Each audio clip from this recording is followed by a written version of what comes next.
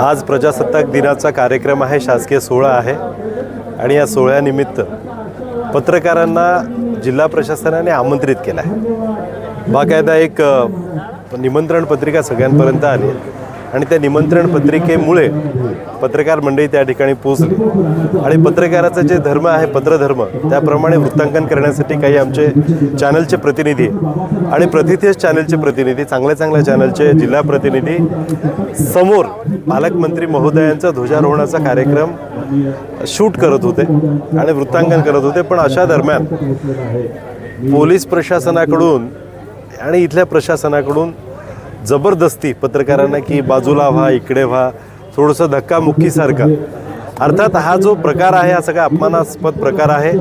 हा जो प्रकार आहे हा प्रकार कुणालाही आवडलेला नाही आहे आणि या प्रकाराने व्यथित झालेले पत्रकार सगळेजण बाहेर आले त्या कार्यक्रमातून। कार्यक्रम अजून सुरू आहे पण या कार्यक्रमावर बहिष्कार टाकून सगळेजण बाहेर आलेले आहेत आणि बस आमची एकच मागणी आहे की पालकमंत्री महोदयांनी याच्यामध्ये हस्तक्षेप करावा आणि नेमकं प्रकरण काय त्या ठिकाणी झालं ते समजून घ्यावं आणि पत्रकारांसोबत अशी वागणूक का दिली, अशा प्रकारचा जो जाब आहे, अपमानजनक जी वागणूक मिळाली तो इथल्या प्रशासनाला विचारावा अशी आमची विनंती आहे।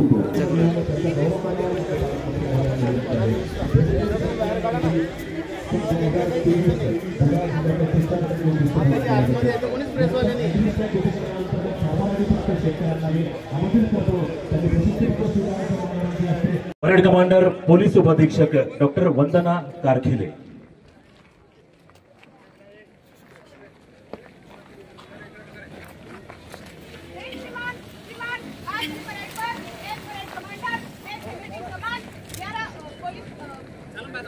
कमांडर